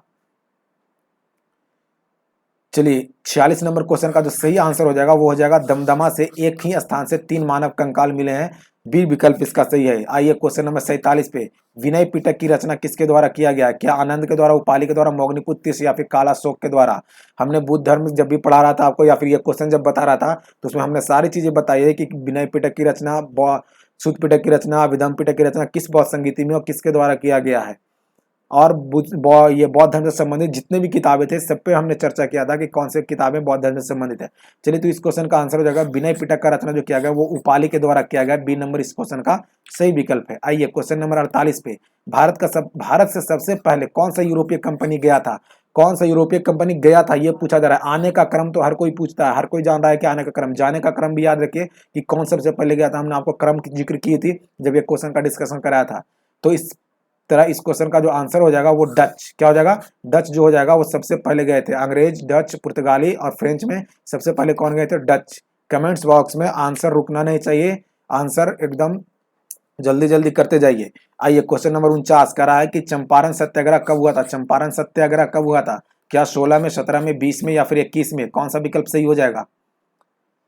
चलिए चंपारण सत्याग्रह हुआ था 1917 में। इस प्रकार इस क्वेश्चन का सही आंसर हो जाएगा बी नंबर। 49 नंबर क्वेश्चन के बाद क्वेश्चन नंबर 50 पे, और ये है 50वां क्वेश्चन। 100 क्वेश्चन का आज चल रहा है टेस्ट सीरीज, और इस 100 क्वेश्चन में हम आ गए हैं 50 क्वेश्चन तक। कैसा लग रहा है आपको क्वेश्चन और कैसा लग रहा है आपको ये वीडियो? जरूर आप कमेंट्स बॉक्स में अपनी प्रतिक्रिया दें। और जितने भी क्वेश्चन हमने आज सेलेक्ट किए हैं वो सारे क्वेश्चन प्रीवियस ईयर के क्वेश्चन है, और फिर या तो उसी टॉपिक से क्वेश्चन उठाए गए हैं, और जो भी क्वेश्चन हमने लिया है वो पिछले एक सप्ताह में कराया है उसी क्वेश्चन को। चलिए तो 50 नंबर क्वेश्चन पे आइए, और 50 नंबर क्वेश्चन पे अभी तक अगर आपने वीडियो को लाइक नहीं किया है तो वीडियो को लाइक करें। हमने आधा सफर तय कर लिया है। 100 क्वेश्चन में 50 क्वेश्चन को हमने कर दिया है। चलिए 50 नंबर क्वेश्चन का 2022 का फीफा अंडर 17 महिला का विश्व कप कहाँ पर आयोजन किया जाएगा? क्या जापान में होगा, भारत में होगा, इंडोनेशिया या अमेरिका में होगा? सही विकल्प जल्दी से चयन कीजिए। तो इस क्वेश्चन का जो सही आंसर हो जाएगा वो भारत में हो जाएगा। 22 का फीफा वर्ल्ड कप अंडर 17 महिला विश्व कप जो है वो कहाँ पे होगा, आंसर हो जाएगा इसका बी नंबर भारत, है ना। चलिए आप बताइए कि 2022 का जो है वो फीफा वर्ल्ड कप जो होता है वो कहाँ पे आयोजन किया जाएगा, पुरुष वाला। चलिए क्वेश्चन नंबर 51 पे आइए। अंतर्राष्ट्रीय जैव विविधता दिवस, पर्यावरण से संबंधित जितने भी दिवस हैं रट जाइए, आपको क्वेश्चन पूछे जाते हैं। और मैंने आपका ऑप्शन भी वैसा ही सेट करते हैं कि एक ऑप्शन तो आंसर होता है, बाकी सारे उससे रिलेटेड होते हैं। चलिए तो इस क्वेश्चन का सही आंसर कीजिए। अंतर्राष्ट्रीय जैव विविधता दिवस मनाया जाता है कितने तारीख को, 2 फरवरी, 22 मई, 5 जून या फिर 22 अप्रैल। चलिए इस क्वेश्चन का जो सही आंसर हो जाएगा वो आंसर है 22 मई को मनाया जाता है जैव विविधता दिवस। हमने सारे बातों पर चर्चा की थी, जैव विविधता क्या है, कब मनाया जाता है, इसका थीम क्या है, और 2 फरवरी क्या है, 5 जून को क्या मनाया जाता है, 22 अप्रैल को क्या मनाया जाता है। चलिए क्वेश्चन नंबर 52 पे आइए। क्वेश्चन नंबर 52 का केंद्रीय जांच ब्यूरो सीबीआई के नया महानिदेशक किसे बनाया गया है, सीबीआई के नए महानिदेशक किसे बनाया गया है, अरविंद कुमार, प्रवीण सिंह, समांत गोयल, सुबोध कुमार जायसवाल, किसे बनाया गया, जल्दी से कमेंट्स बॉक्स में आंसर टाइप कीजिए। केंद्रीय जांच ब्यूरो सीबीआई के नए महानिदेशक, चलिए इस क्वेश्चन का सही आंसर हो जाएगा सुबोध कुमार जायसवाल को बनाया गया है सीबीआई के नए महानिदेशक। आइए 52 नंबर क्वेश्चन पे। 52 नंबर क्वेश्चन कर रहा है कि कोविड-19 के प्रकोप के बीच पड़ोसी देशों में फंसे भारतीय नागरिक को वापस लाने के लिए भारतीय नौसेना के द्वारा कौन सा ऑपरेशन चलाया गया। वीवीआई क्वेश्चन है ये सब, करेंट का एग्जाम पूछा जाता है ऐसा ही क्वेश्चन। क्वेश्चन की प्रकृति जो होती है वो एग्जाम में बिल्कुल ऐसा ही होता है, आप ध्यान से देखिए क्वेश्चन को। चलिए कौन सा ऑपरेशन हो जाएगा, ऑपरेशन समुद्र शक्ति, ऑपरेशन समुद्र सेतु, ऑपरेशन विजय, उपयुक्त में से कोई नहीं। क्या आंसर हो जाएगा, आंसर टाइप कीजिए कमेंट्स बॉक्स में। चलिए इस क्वेश्चन का सही आंसर हो जाएगा समुद्र सेतु। क्या हो जाएगा, समुद्र सेतु, बी नंबर विकल्प इसका सही है। आइए क्वेश्चन नंबर 54 पे। क्वेश्चन नंबर 54 करा है किस भारतीय को Order of the Rising Sun, Order of the Rising Sun पुरस्कार से सम्मानित किया गया है। हमने चर्चा किया था Order of the Rising Sun कौन सा देश का पुरस्कार है, किसे दिया गया है और क्यों दिया गया, वो किस राज्य से संबंधित है। तो बताइए जल्दी से आंसर कमेंट्स बॉक्स में कि Order of the Rising Sun से किसे सम्मानित किया गया है। क्या वो श्यामलाल गणेश है, संजय कुमार मोहंती हैं, पंडित देवी चौधरी हैं और प्रीति पटेल है, कौन है। आंसर सही कमेंट्स बॉक्स में जल्दी से कीजिए। तो इस क्वेश्चन का सही आंसर है श्यामलाल गणेश। क्या नाम है, श्यामलाल गणेश। 54 का आंसर हो जाएगा ए नंबर। आइए क्वेश्चन नंबर 55 पे। क्वेश्चन नंबर 55 का रहा है जनजातीय मामलों के मंत्रालय ने जनजातीय स्कूलों को डिजिटल ट्रांसफॉर्मेशन के लिए किसके साथ समझौता किया है। वीवीआई क्वेश्चन है ये, ऐसे क्वेश्चन एग्जाम में आए हैं क्योंकि हम एग्जाम देते हैं तो हमें पता है कि एग्जाम में क्वेश्चन क्या आते हैं। चलिए इस प्रकार इस क्वेश्चन का जो सही आंसर हो जाएगा जनजातीय मंत्रालय के द्वारा डिजिटल ट्रांसमिशन के लिए जो समझौता किया गया है, क्या वो माइक्रोसॉफ्ट, एप्पल, फेसबुक या फिर अमेजोन, किसके साथ। पिछले बार भी ऐसा क्वेश्चन पूछा गया था, बहुत सारे एग्जाम में हमने देखा है ऐसे क्वेश्चन पूछे जाते हैं। तो इस क्वेश्चन का सही आंसर हो जाएगा माइक्रोसॉफ्ट। 55 का क्वेश्चन नंबर ए आंसर सही है। आइए 56 नंबर, भारत का पहला कृषि निर्माण सुविधा केंद्र कहाँ शुरू हुआ है। पहला है तो क्वेश्चन इंपॉर्टेंट है ये, वीवीआई कीजिए इसे, है ना। तो कृषि निर्माण केंद्र सबसे पहला कहाँ पे शुरू किया गया, क्या पुणे में, सूरत में, करनाल या फिर कानपुर। पहला कृषि निर्यात सुविधा केंद्र कहाँ पे खोला गया है। तो इस क्वेश्चन का सही आंसर हो जाएगा ए नंबर। 56 का ए हो जाएगा पुणे में। आइए क्वेश्चन नंबर 57 पे। क्वेश्चन नंबर 57 का रहा है कि पेट्रोल तथा डीजल आधारित वाहनों के विभिन्न प्रकार के प्रदूषण गैस निकलती है, इन गैसों में मुख्यतः क्या होता है। यानी पेट्रोल और डीजल वाले जो गाड़ियां होते हैं उनके धुएं में किस गैस की मौजूदगी होती है, ये पूछा जा रहा है क्वेश्चन में। तो कार्बन डाइऑक्साइड होता है, कार्बन मोनोऑक्साइड होता है, नाइट्रोजन ऑक्साइड होता है या क्लोरोफ्लोरोकार्बन होता है। सही विकल्प जल्दी से चयन करके आप कमेंट्स बॉक्स में आंसर टाइप कीजिए। चलिए इस प्रकार इस क्वेश्चन का जो सही आंसर हो जाएगा कि हमें पूछा गया कि कौन सा होता है, तो कार्बन डाइऑक्साइड होता है, कार्बन डाइऑक्साइड CO2 होता है, CO भी होता है, कार्बन मोनोऑक्साइड होता है, नाइट्रोजन ऑक्साइड भी होता है, जबकि क्लोरोफ्लोरोकार्बन उसमें नहीं होता है। तो हमें इसमें क्वेश्चन में पूछा गया था कि निम्नलिखित में से इसमें पूछा गया कि कौन होता है, तो 1, 2, 3 इसमें शामिल होता है। गाड़ी जो भी डीजल और पेट्रोल की गाड़ियां होती है उसके धुएं में ये सभी चीज पाई जाती है, कार्बन डाइऑक्साइड, कार्बन मोनोऑक्साइड और ये नाइट्रोजन ऑक्साइड। तो इस प्रकार इस क्वेश्चन का सही आंसर हो जाएगा ए नंबर 1, 2 और 3। हमने इस पर विशेष चर्चा दिया था आपको कि कार्बन मोनोऑक्साइड से क्या नुकसान होते हैं मानव शरीर पे। आइए 58 नंबर क्वेश्चन कह रहा है उत्तोलक किस सिद्धांत पे काम करता है। उत्तोलक का सिद्धांत क्या है, उत्तोलक का सिद्धांत किस पे है, न्यूटन, फैराडे या आर्किमिडीज, या इनमें से कोई नहीं। कौन सा सही हो जाएगा, जल्दी से कमेंट्स बॉक्स में आंसर टाइप कीजिए। चलिए 58 नंबर क्वेश्चन का जो सही आंसर निकल के आएगा वो हो जाएगा आर्किमिडीज। आर्किमिडीज के सिद्धांत पे काम करता है उत्तोलक। उत्तोलक पे विशेष बातें हमने बताई थी आपको, आने वाले क्वेश्चन में भी बताएंगे। 59 नंबर क्वेश्चन, निम्नलिखित में से कौन सा उदाहरण न्यूटन के द्वितीय गति के नियम से संबंधित है। न्यूटन का द्वितीय गति के नियम से कौन सा उदाहरण संबंधित है। पेड़ पौधे के टहनियों को हिलाने पर फूल, पत्ते या फल का गिरना, टेनिस के गेंद की तुलना में क्रिकेट की गेंद से अधिक चोट लगना, नाव से कूदने पर नाव पीछे की ओर हट जाना, उपर्युक्त में से सभी क्या सभी है या फिर बी नंबर ए नंबर, कौन सा आंसर सही हो जाएगा? न्यूटन के द्वितीय गति के नियम के उदाहरण के बारे में हमसे पूछा गया है। सही आंसर कमेंट्स बॉक्स में कमेंट्स कीजिए। चलिए इस क्वेश्चन का जो सही आंसर हो जाएगा वो बी नंबर हो जाएगा। बी नंबर विकल्प सही होगा। टेनिस की गेंद की तुलना में क्रिकेट की गेंद को कैच करने में चोट अधिक लगती है, तो बी नंबर विकल्प इसका सही हो जाएगा। न्यूटन के तीनों गति के नियम के बारे में हमने बताया था और इसके उदाहरण के बारे में भी चर्चा किए थे। 59 के बाद आइए क्वेश्चन नंबर 60 पे। मार्कर से बोर्ड पर लिखा जाता है किस बल के कारण? कौन सा ऐसा बल है जिसके कारण मार्कर से बोर्ड पे लिखा जाता है? ससंजक, असंजक, गुरुत्वीय या फिर घर्षण बल? सही क्वेश्चन को जो भी है आंसर आप कमेंट्स बॉक्स में टाइप कीजिए। वीडियो पसंद आ रहा है, क्वेश्चन पसंद आ रहे हैं, क्वेश्चन की प्राकृतिक पसंद में आ रही है, तो आप क्वेश्चन पसंद आ रहा है तो आप वीडियो को लाइक जरूर करें और लाइक करते हुए आगे बढ़े और देखते जाइए। अभी 40 क्वेश्चन बच रहा है, बहुत अच्छे अच्छे क्वेश्चन अभी भी आने बाकी हैं अभी। चलिए तो इस क्वेश्चन का सही हो जाएगा असंजक बल। असंजक बल के कारण मार्कर से बोर्ड पर लिखा जाता है। बहुत सारे एग्जाम्पल हमने आपको बताए थे वहां पे। चलिए 60 नंबर क्वेश्चन के बाद 61 नंबर, किसमें उष्मा, निम्नलिखित में से किस में उष्मा का संचलन बिना माध्यम से हो रहा है? यानी उष्मा का संचलन के लिए किसी भी माध्यम की आवश्यकता नहीं होती है। रेडिएशन, कंडक्शन, कन्वेक्शन और उपयुक्त में से कोई नहीं। क्या सही हो जाएगा आंसर? हम आपको बताए थे क्या होता है रेडिएशन, कंडक्शन, कन्वेक्शन, सभी चीज पे चर्चा किए थे और विशेष तौर पर हमने चर्चा किए थे इस पे। चलिए तो 61 नंबर क्वेश्चन का सही आंसर क्या हो जाएगा? तो इसका सही आंसर हो जाएगा रेडिएशन, विकिरण। विकिरण माध्यम से किसी भी माध्यम की आवश्यकता नहीं होती है कि हम विकिरण माध्यम में प्रकाश को गमन करने के लिए किसी भी माध्यम की आवश्यकता नहीं होती है। चलिए ऊष्मा को गमन करें। चलिए आइए 62 नंबर क्वेश्चन कह रहा है चेरनोबिल परमाणु षड्यंत्र किस देश में है? चेरनोबिल परमाणु षड्यंत्र किस देश में? क्या वो रूस में, यूक्रेन में, बेलारूस में या फिर जॉर्जिया में है? कहां पे है? रूस, यूक्रेन, बेलारूस, जॉर्जिया? जल्दी से कमेंट्स कीजिए। चलिए तो इस प्रकार इस क्वेश्चन का सही आंसर हो जाएगा यूक्रेन। यूक्रेन में है चेरनोबिल परमाणु षड्यंत्र। आइए क्वेश्चन नंबर 63, मनरेगा योजना का खर्च केंद्र और राज्य के बीच किस अनुपात में वहन किया जाता है? यानी मनरेगा योजना के तहत जो भी फंड आते हैं उसमें केंद्र सरकार का हिस्सेदारी क्या होता है और राज्य सरकार का हिस्सेदारी क्या होता है? क्या वो 90:10 होता है, 50:50 होता है, 75:25 का अनुपात होता है या फिर उपयुक्त में से कोई नहीं? तो इस क्वेश्चन का सही आंसर जो हो जाएगा ए नंबर 90:10 में होता है मनरेगा में। आइए क्वेश्चन नंबर 64 पे, लोकसभा और विधानसभा के निर्वाचन में एक उम्मीदवार, एक ऐसे लिखना था, एक उम्मीदवार अपनी जमानत की राशि खो देगा अगर उसे कुल वैध मतों का प्राप्त नहीं होगा तो? क्या 1/5 मत वो प्राप्त नहीं कर पाता है तो? 1/6 मत नहीं प्राप्त कर पाता है तो? 1/8 मत प्राप्त कर पाता है तो? या फिर 1/10 से कम मत वो प्राप्त कर पाता है तो? यानी 1/5 से कम, 1/6 से कम, 1/8 से कम, 1/10 से कम। अगर इससे कम मत प्राप्त करता है तो वो जमानत राशि खो देगा। कौन सा विकल्प इसमें से सही होगा? चलिए तो इस क्वेश्चन का जो सही आंसर है वो ऑप्शन नंबर बी है कि अगर किसी भी लोकसभा या विधानसभा का सदस्य जो है वो अगर चुनाव लड़ रहा है लोकसभा या विधानसभा का और अपने अगर वो कुल वैध मतों का 1/6 मत भी नहीं प्राप्त कर पाता है तो उसकी जमानत राशि खत्म हो जाती है। आइए क्वेश्चन नंबर 65 पे।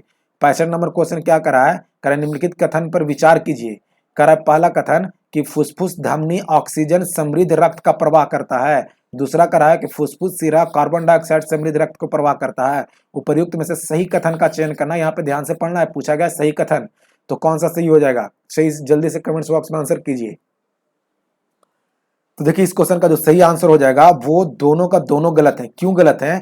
कि फुसफुस धमनी में ऑक्सीजन समृद्ध नहीं, उसमें CO2 समृद्ध गैस, CO2 समृद्ध रक्त का प्रवाह होता है, जबकि फुसफुस सिरा में CO2 नहीं ऑक्सीजन समृद्ध गैस प्रवाहित होता है। हमने आपको बिल्कुल डायग्राम के थ्योरी से आपको बताया था कि किस प्रकार से धमनी और सिरा, फुसफुस धमनी और फुसफुस सिरा की क्या थ्योरी होती है, कैसे उसमें रक्त का प्रवाह होता है, कौन सा रक्त किसमें प्रवाह होता है, सारी चीज बताए थे। आने वाले वीडियो में भी मैं आपको बताऊंगा। आइए क्वेश्चन नंबर 65 के बाद क्वेश्चन नंबर 66 पे। 66 नंबर क्वेश्चन कर रहा है पादप और रोगों का कारण पे चर्चा कीजिए। इसमें कह रहा है नींबू का कैंकर रोग जीवाणु के कारण, गेहूं का रस्ट रोग कवक के कारण और भिंडी का पीत रोग विषाणु के कारण होता है। उपयुक्त में से सही कथन का चयन कीजिए। कौन सा सही हो जाएगा? आप जल्दी से कमेंट्स बॉक्स में आंसर टाइप कीजिए। चलिए इस क्वेश्चन का जो सही आंसर हो जाएगा वो 1 2 3 उपर्युक्त में से सभी सही है, क्योंकि ये सभी मिलान सही सही दिए गए हैं। नींबू का कैकर रोग जो है जीवाणु कारण, गेहूं का रस्ट रोग कवक के कारण, भिंडी का पित्त रोग जो है वो विषाणु के कारण होता है। आइए क्वेश्चन नंबर 67 पे आइए। करा आवर्त सारणी में अष्टक नियम किसके द्वारा दिया गया? क्या डोबरनायन के द्वारा, न्यूलैंड के द्वारा, मोसले के द्वारा या फिर मेडलिफ के द्वारा? किसके द्वारा दिया गया ये? तो इस क्वेश्चन का सही जो विकल्प है वो न्यूलैंड। कौन हो जाएगा? न्यूलैंड। अष्टक नियम न्यूलैंड के द्वारा। आइए 68 नंबर क्वेश्चन। पृथ्वी में सर्वाधिक मात्रा में एक धातु पूछा गया, धातु तत्व कौन सा है? हमें तत्व नहीं, धातु तत्व पूछा गया। ऑक्सीजन, सिलिकॉन, एल्युमिनियम या फिर लोहा? तो इस क्वेश्चन का सही आंसर हो जाएगा आपका धातु तत्व में आंसर जाएगा आपका एल्युमिनियम के पास, है ना। सबसे ज्यादा एल्युमिनियम, उसके बाद क्या? तो लोहा। अगर पूछता तत्व तो तत्व में ऑक्सीजन। हमने आपको सारा चीज बताया है। आइए 69 नंबर क्वेश्चन। दीपा कृषि किस क्षेत्र में प्रचलित है? दीपा कृषि बहुत ज्यादा पूछा जाता है ऐसे क्वेश्चन। आंध्र प्रदेश, मध्य प्रदेश, छत्तीसगढ़ या फिर पश्चिम घाट? हमने सारा चीज बताया था, एक एक ऑप्शन पे डिस्कशन किया था कि कौन सा क्षेत्र में कौन सा मनाया जाता है। चलिए दीपा कृषि जो हो जाएगा आपका वो छत्तीसगढ़ में हो जाएगा। दीपा कृषि कहाँ पे? छत्तीसगढ़ में। आइए क्वेश्चन नंबर 70 पे। 70 करा है कि गेहूं में कौन सा प्रोटीन अधिक मात्रा में पाया जाता है? गेहूं में पाया जाने वाला प्रोटीन का क्या नाम है? बताइए, क्या वो ग्लूटेन है, जीन है, ट्रिटिकम है, उपयुक्त में से कोई नहीं? चलिए इस क्वेश्चन का जो सही आंसर हो जाएगा कि गेहूं में पाया जाने वाला प्रोटीन है ग्लूटेन। क्या नाम है? ग्लूटेन। आंसर नंबर 70 का ए हो जाएगा। 71 नंबर क्वेश्चन। कॉन्क्रेज किसका नस्ल है? कॉन्क्रेज किसका नस्ल है? गाय का, भैंस का, बकरी का? इनमें से कोई नहीं। सही विकल्प पर जल्दी से आप चयन कीजिए, आंसर कमेंट्स बॉक्स में कमेंट्स कीजिए। कॉन्क्रेज किसका नस्ल है? कॉन्क्रेज जो है वो गाय का नस्ल है। ए नंबर इस क्वेश्चन का सही आंसर हो जाएगा। आइए 72 नंबर क्वेश्चन पे। पूछताछ घास के मैदान किस देश में पाए जाते हैं? पूछताछ हमने हर देश के घास के मैदान पे चर्चा किए थे जब ये क्वेश्चन बता रहे थे। तो आइए पूछताछ घास का मैदान जो है वो हंगरी में है। कहाँ पे है? हंगरी में है। न्यूजीलैंड में कौन सा है? कमेंट्स बॉक्स में कमेंट्स कीजिए कि न्यूजीलैंड का घास के मैदान को क्या बोलते हैं। 72 नंबर के बाद क्वेश्चन नंबर 73 पे। ट्रेनों को निजी क्षेत्र में देने हेतु किस समिति का गठन किया गया है? यानी ट्रेन को जो निजी क्षेत्र में दिया जा रहा है उसकी सलाहकार के लिए किस समिति का गठन किया गया है? अमिताभ कांत समिति, सुरेश माथुर समिति, गौतम रे समिति, सीके मिश्रा समिति? सारों समिति पे हमने बताया था आपको कि कौन सी समिति किससे संबंधित है। चलिए तो 73 नंबर क्वेश्चन का आंसर जो हो जाएगा अमिताभ कांत समिति। ए नंबर इस क्वेश्चन का सही आंसर हो जाएगा। अमिताभ कांत समिति निजीकरण से संबंधित है रेलवे का। आइए 74 नंबर क्वेश्चन क्या कर रहा है? 2020 में चिकित्सा के क्षेत्र में नोबेल पुरस्कार के बारे में सत्य कथन का चयन करना है। क्या यह पुरस्कार, पहला ऑप्शन कर रहा है कि यह पुरस्कार हेपेटाइटिस सी के वायरस के खोज के लिए दिया गया है। इस पुरस्कार में माइकल हल्टर, हार्वे जे आल्टन, चार्ल्स एंड्राइटर सम्मिलित रूप से दिया गया है। तो इस क्वेश्चन का सही आंसर क्या हो जाएगा? जल्दी से कमेंट्स बॉक्स में आंसर कीजिए। चलिए इस क्वेश्चन का जो सही आंसर हो जाएगा वो आपका हो जाएगा ए नंबर और 2 नंबर। 1 नंबर और 2 नंबर दोनों सही है कि जो चिकित्सा के क्षेत्र में नोबेल पुरस्कार दिया गया वो ये हेपेटाइटिस सी के खोज के लिए और माइकल हल्टन, हार्वे जे आल्टन और चार्ल्स एंड राइटर को दिया गया है। तो इस प्रकार इस क्वेश्चन का सही आंसर हो जाएगा डी नंबर की सभी विकल्प सही हैं। आइए क्वेश्चन नंबर 75 पे। माउंट सिनाबाग ज्वालामुखी किस देश में है? माउंट सिनाबाग ज्वालामुखी किस देश में है? जितने भी ज्वालामुखी एक दो क्वेश्चन हम डालते हैं यहाँ पे मरुस्थल, ये सभी किसी न किसी कारण से चर्चा में रहते हैं, जिसके कारण और ऐसे ही क्वेश्चन पूछे जाते हैं। ठीक है, तो चलिए माउंट सिनाबाग ज्वालामुखी जो है वो इंडोनेशिया में, कहाँ पे है? इंडोनेशिया में है। 75 नंबर क्वेश्चन के बाद क्वेश्चन नंबर 76 पे। निम्नलिखित कथन पे विचार कीजिए। क्वेश्चन का कमेंट्स आप आंसर करते जाइए, क्वेश्चन जो भी आ रहा है स्क्रीन पे उसका कमेंट्स रुकना नहीं चाहिए। आइए 76 नंबर क्वेश्चन का सही आंसर क्या हो जाएगा? करा है कि निम्नलिखित कथन पे विचार कीजिए। पहला कथन करा है डुंगरिया क्रोंच जनजाति छत्तीसगढ़ में निवास करती है। इन जनजातियों के लोग कुई भाषा बोलते हैं। इन जनजाति की निवास स्थल नियामी गिरी पहाड़ी है। कौन सा विकल्प सही है? चलिए इस प्रकार इस क्वेश्चन का जो आंसर जाता है वो 1 2 3 तीनों सही है। डुंगरिया क्रोच जनजाति छत्तीसगढ़ में निवास करती है। इन जनजाति के लोग कुई भाषा का प्रयोग करते हैं और इन जनजाति के निवास स्थान नियाम गिरी पर्वत है। बहुत ज्यादा क्वेश्चन, इससे हमने हर चीज निकाल के दिखाया था कि कैसे इससे क्वेश्चन बनाया जाएगा। तो इस क्वेश्चन का सही आंसर हो जाएगा सी नंबर उपयुक्त में से सभी। आइए 77 नंबर क्वेश्चन पे। हमास, बहुत इंपॉर्टेंट वीवीआई क्वेश्चन ये, के संबंध में निम्नलिखित कथन पर विचार कीजिए। यह एक यहूदी संगठन है। इसकी स्थापना 87 में गाजा पट्टी का समुद्री सीमा भूमध्य सागर से लगता है। क्या हो जाएगा सही आंसर इस क्वेश्चन का? तो इस क्वेश्चन का सही आंसर जो हो जाएगा, 1 नंबर तो गलत होगा क्योंकि ये यहूदी संगठन नहीं, ये फिलिस्तीनी संगठन है। फिलिस्तीनी संगठन है, ध्यान रखिएगा। तो 1 नंबर गलत हो गया, बाकी ये 2 और 3 सही है। तो आंसर हो जाएगा सी नंबर की 2 और 3 सही है। हमने विशेष चर्चा किए थे आपको जब ये क्वेश्चन बता रहे थे। आइए 78 नंबर। हाल ही में चर्चा में रहा गाजा, ये गलवान घाटी किस केंद्र शासित प्रदेश का राज्य का हिस्सा है? किस केंद्र शासित प्रदेश का हिस्सा है ये गलवान घाटी? क्या वो जम्मू कश्मीर का, लद्दाख का, उत्तराखंड या हिमाचल प्रदेश का? किसका हो जाएगा सही आंसर? जल्दी से कमेंट्स कीजिए। चलिए इस क्वेश्चन का सही आंसर हो जाएगा लद्दाख। गलवान घाटी जो है लद्दाख में चीन के कारण विवाद, बहुत सारी चीज हमने आपको मैप के सहारे भी दिखाया था। आइए 79 नंबर क्वेश्चन, अरावली एवं विंध्य पर्वत मध्य कौन सा पठार है? हमने आपको मैप के थ्रू और एक बहुत ही शानदार तरीका, एक बहुत ही शानदार कंसेप्ट हमने अपना दिया था आपको कि कैसे इस सीरीज को याद रखेंगे और कैसे ये क्वेश्चन बनाएंगे। तो अरावली और विंध्याचल के बीच कौन सा पर्वत है? मालवा का, छोटा नागपुर, दक्कन या फिर प्रायद्वीपीय? चलिए इस क्वेश्चन का सही आंसर हो जाएगा ए नंबर की मालवा का पठार जो है अरावली और विंध्याचल के बीच है। चलिए क्वेश्चन नंबर 80, आयोडीन टेस्ट प्रयोग किसकी उपस्थिति जांचने के लिए किया जाता है? यानी आयोडीन टेस्ट जो किया जाता है वो किसकी उपस्थिति जांचने के लिए किया जाता है? कोलेस्ट्रॉल, वसा, प्रोटीन या फिर कार्बोहाइड्रेट? सही क्वेश्चन को जल्दी, सही आंसर को कमेंट्स बॉक्स में टाइप कीजिए जल्दी से। चलिए 80 नंबर क्वेश्चन का जो सही आंसर हो जाएगा वो हो जाएगा कार्बोहाइड्रेट की जांच के लिए आयोडीन टेस्ट किया जाता है। आइए क्वेश्चन नंबर 81 पे, क्वेश्चन नंबर 81 कह रहा है प्रधान यामोत्तर रेखा गुजरती है। हमने बताया था आपको कि प्रधान यामोत्तर रेखा बिल्कुल मैप के डायग्राम के थ्रू आपको दिखाया था। तो प्रधान यामोत्तर रेखा कहाँ से गुजरती है? अल्जीरिया, फ्रांस, नाइजीरिया या फिर पुर्तगाल? सही क्वेश्चन कह रहा है कि क्वेश्चन में कि सही उत्तर का चयन कीजिए। सही उत्तर क्या हो जाएगा जल्दी से कमेंट्स कीजिए।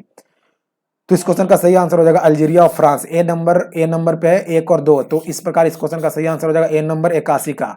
आइए क्वेश्चन नंबर 82 पे, निम्नलिखित में से कौन सा देश से भूमध्य रेखा पर अवस्थित है? भूमध्य रेखा पर अवस्थित देश का कौन सा है? Brunei, Colombia, Kenya, Venezuela? कौन सा भूमध्य रेखा पर अवस्थित है? सही उत्तर चयन कीजिए।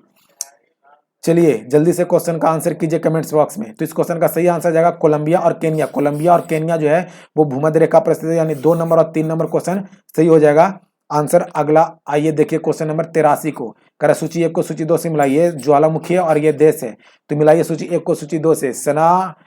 सबन काया, मोंटेटना, कोलिमा और मेरापी, कौन सा ज्वालामुखी कौन सा देश में, वो मिलान करना है। तो देखिए आपका यहाँ पे मिलाइए, मोंटेटना इटली में, कोलिमा इंडोनेशिया, ये कोलिमा आपका हो जाएगा मैक्सिको और मेरापी इंडोनेशिया में। तो एक बच गया कौन सा? सबन काया, ये आपका पेरू में हो जाएगा। यानी 1 का 2 कहाँ पे? 1 का 2 ये हो गया, और 2 का 1, 2 का 1 नहीं है यहाँ पे, है ना। तो 1 का 2, 2 का 1 और 3 का 4 और ये सी का 4 और डी का 3। तो ऑप्शन नंबर सी इस प्रकार से आपका सही आंसर हो जाएगा। चलिए आइए क्वेश्चन नंबर 84 पे। 84 नंबर क्वेश्चन कर रहा है कि निम्नलिखित पर्वत में कौन सा इटली में अवस्थित है? इटली में कौन सा पर्वत है? हमने बताया था आपको एपीनाइन, पेरिनीज, जूरा, आल्पस, सभी को डिटेल्स में बात किए थे वहां पे। आइए कौन सा आंसर इसका सही हो जाएगा? इटली में अवस्थित पर्वत कौन सा है? तो इसमें है आपका पेरिनीज पर्वत, ए नंबर विकल्प सही हो जाएगा। आइए 85 नंबर क्वेश्चन को देखिए। 85 नंबर क्वेश्चन कर रहा है दस्त एलूत मरुस्थल अवस्थित है कहाँ पे? दस्त एलूत मरुस्थल अवस्थित है कहाँ पे? दस्त एलूत मरुस्थल ईरान, लीबिया, केनिया या फिर नाइजीरिया? इस क्वेश्चन का सही आंसर हो जाएगा ए नंबर कि दस्त एलूत मरुस्थल अवस्थित है ईरान में। कहाँ पे है? ईरान में है। चलिए क्वेश्चन नंबर 50 के बाद क्वेश्चन नंबर 86 पे आइए। 86 नंबर क्वेश्चन कर रहा है सूची 1 को सूची 2 से मिलाइए। सूची 1 और सूची 2 मिलाइए। विंडहॉक किसकी राजधानी है? अक्रा किसकी राजधानी है? नाम्बिया किसकी राजधानी है? लुसाका किसकी राजधानी है? जल्दी से कमेंट्स बॉक्स में मिलाकर आंसर दीजिए। चलिए इस क्वेश्चन का सही आंसर निकल के आएगा विंडहॉक का राजधानी हो जाएगा। ये किसका राजधानी है? तो नामीबिया का। अक्रा किसका? घाना का। नौरोबी किसका? केनिया का। और लुसाका किसका? तो जाम्बिया का। तो एक का आपका ए नंबर का 2 हो जाएगा। ए नंबर का 2 है, बी नंबर का 3 है, बी नंबर का 3 है और सी नंबर का 1 है, सी नंबर का 1 है और डी नंबर का 4 है। तो इस प्रकार आपका डी नंबर विकल्प सही निकल के आएगा आंसर। आइए क्वेश्चन नंबर 87, शुष्क छिकोप रोग, बहुत इंपॉर्टेंट वीवीआई क्वेश्चन। शुष्क छिकोप रोग मनुष्य के प्रकोप किस विटामिन की कमी के कारण होता है? Vitamin A, vitamin C, vitamin D, vitamin K, किसके कमी से कारण होता है? जल्दी से कमेंट्स बॉक्स में आंसर कीजिए। शुष्क छिकोप। चलिए इस क्वेश्चन का सही आंसर हो जाएगा ए नंबर, विटामिन ए की कमी से शुष्क छिकोप नामक रोग होती है। आइए 88 नंबर क्वेश्चन पे, कारण निम्नलिखित कथन पे विचार कीजिए। वस्तु और सेवा कर जो है जीएसटी एक अप्रत्यक्ष है, ये प्रत्यक्ष कर व्यवस्था है। जीएसटी पहली बार फ्रांस में लागू किया गया था। जीएसटी लागू करने वाला भारत का पहला राज्य असम है। जीएसटी 1 जुलाई 2017 को लागू किया गया था। कौन सा विकल्प इसमें सही हो जाएगा? क्या चारों सही है, चारों गलत है, कौन सा सही है? जल्दी से कमेंट्स कीजिए। चलिए इस क्वेश्चन का जो सही आंसर हो जाएगा, देखिए यहाँ पे आपका गलत आंसर कौन सा है? इसमें ए नंबर गलत है। क्यों गलत है? क्योंकि ये प्रत्यक्ष कर नहीं है, यह एक अप्रत्यक्ष कर है जिसे प्रोच कर भी बोला जाता है। तो ए नंबर गलत है। 2, 3, 4 सही है। 2, 3, 4 क्या है? सही है। 2, 3, 4, 2, 3, 4 बी नंबर विकल्प पे सही आंसर है इसका। आइए 88 नंबर के बाद क्वेश्चन नंबर 89 पे, निम्नलिखित में से कौन सा मुगल बादशाह स्वयं आत्मकथा लिखा है? यानी कौन सा वो मुगल बादशाह है जिसने अपनी आत्मकथा स्वयं लिखी गई है? शाह आलम और फरुखसियर, बाबर, जहांगीर, शाहजहां, औरंगजेब और शाहजहां? क्या आंसर निकल के आएगा इसका सही? जल्दी से आंसर कीजिए। तो इस क्वेश्चन का 89 नंबर क्वेश्चन का सही विकल्प जो होगा वो आंसर हो जाएगा बाबर और जहांगीर के द्वारा अपनी कथा आत्मकथा स्वयं लिखा गया। आइए क्वेश्चन नंबर 90 पे 90 नंबर क्वेश्चन करा, बक्सर के युद्ध के समय दिल्ली का शासक कौन था? बक्सर के युद्ध के समय दिल्ली का शासक कौन था? औरंगजेब, शाह आलम द्वितीय, बहादुर शाह जफर या फिर शाह आलम द्वितीय? शाह आलम प्रथम, शाह आलम द्वितीय, बहादुर शाह जफर या फिर औरंगजेब? तो बक्सर के युद्ध के समय कौन था? तो शाह आलम द्वितीय। डी नंबर विकल्प इस क्वेश्चन का सही हो जाएगा। हमने आपको बताया था बक्सर के युद्ध के बारे में और उस समय की चर्चा किए थे बहुत सारे तथ्य। आइए क्वेश्चन नंबर 91 वीवीआई क्वेश्चन है, ये है ना, इंपॉर्टेंट क्वेश्चन है। ऐसे क्वेश्चन पूछे जा रहे हैं एग्जाम में, नए तरीके ये क्वेश्चन है। कह रहा है निम्नलिखित में अधिकारियों का सही क्रम, वरीयता क्रम से ये क्वेश्चन है पूछा जाता है। तो सबसे बड़े अधिकारी इसमें कौन होगा? उससे छोटा अधिकारी, उससे छोटा अधिकारी, उससे छोटा अधिकारी, ऐसा क्रम सजाना होता है। तो सबसे पहले इसमें आ जाएगा 4 नंबर वाला, भारत के मुख्य न्यायाधीश। 4 नंबर 2 विकल्प में, बी और सी में। ए नंबर ये आपका आंसर नहीं होगा। उसके बाद हो जाएगा संघीय मंत्री मंडलीय सदस्य, तो 4 के बाद 3 दोनों विकल्प में सही है। उसके बाद मुख्य न्याय निर्वाचन आयुक्त हो जाएगा, तो 4 3 के बाद 2 नंबर और उसके बाद 1 नंबर, यानी सी नंबर इस विकल्प का सही आंसर है। सबसे पहले मुख्य न्यायाधीश, उसके बाद संसदीय मंत्रिमंडलीय सदस्य, मुख्य चुनाव आयुक्त, उसके बाद आ जाएगा आपका मंत्रिमंडलीय सचिव। तो 91 का आंसर हो जाएगा सी नंबर। आइए क्वेश्चन नंबर 92 पे, भारत के स्थायी स्वशासन का जनक किसे कहा जाता है? भारत में स्थायी स्वशासन का जनक लॉर्ड कॉर्नवालिस, डलहौजी या फिर लिट्टन, किसे कहा जाता है भारत में स्थायी स्वशासन का जनक? या उपर्युक्त में से कोई नहीं? कौन सा विकल्प इसका सही हो जाएगा? चलिए इस क्वेश्चन का सही विकल्प हो जाएगा उपर्युक्त में से कोई नहीं। भारत में स्थायी स्वशासन का जनक जो है वो रिपन को कहा जाता है। किसे कहा जाता है? रिपन को। आइए क्वेश्चन नंबर 93 पे, क्वेश्चन नंबर 93 का निम्नलिखित में से किस एक अधिनियम में भारत की संघीय शासन की व्यवस्था की गई है? क्या वो 1909 का अधिनियम था, 1919 का, 1935 का, 1947 का? हमने आज क्वेश्चन को बिल्कुल नॉन स्टॉप चलाया है 100 क्वेश्चन को, लेकिन आपको जो मंडे टू सैटरडे क्वेश्चन मिलता है उसमें हम हर क्वेश्चन पे, हर ऑप्शन पे बात करते हैं और बहुत ही अच्छे कंसेप्ट के साथ आपको डिस्कशन कराया जाता है। लेकिन आज जो है वो पूरे एक सप्ताह का क्वेश्चन को सिलेक्ट किया गया है। अगर क्वेश्चन आपको पसंद आ रहा है, वीडियो पसंद आ रहा है, तो वीडियो को लाइक करते जाइए। आइए 93 नंबर क्वेश्चन का सही आंसर क्या हो जाएगा? संघीय शासन व्यवस्था की जो बात की गई है 1935 के अधिनियम में की गई है। ऑप्शन नंबर सी है। क्या 1909, 1919, 1935, 1947 सारी चर्चा की गई थी आपको। 94 नंबर क्वेश्चन, निम्नलिखित में से कौन सा सहजीवी का संबंध है? क्या होता है सहजीवी? सहजीवता कैसे वो डिपेंड करता है? ये सारी बातों पे हमने चर्चा किया था जब ये क्वेश्चन आपको बता रहे थे। तो निम्नलिखित में सहजीवी का उदाहरण है, नीचे दिए गए कूट का सही प्रयोग करके उत्तर दीजिए। सही कूट क्या हो जाएगा? इसका सही उत्तर चयन करें। क्या शैवाल और कवक है? शैवाल जीवाणु है, कवक जीवाणु है, पादप जीवाणु है? सही आंसर इसका जो होगा 1 नंबर और 4 नंबर हो जाएगा कि शैवाल और कवक और पादप और जीवाणु एक दूसरे के सहजीवी हैं। तो 1 और 4 कौन सा ऑप्शन में? सी नंबर ऑप्शन सही आंसर है। 94 के बाद आई क्वेश्चन नंबर 95 पे, निम्नलिखित पर विचार करें। रक्त यहाँ पे मिस्टेक है, रक्त और रक्त वाहिका हो जाएगा।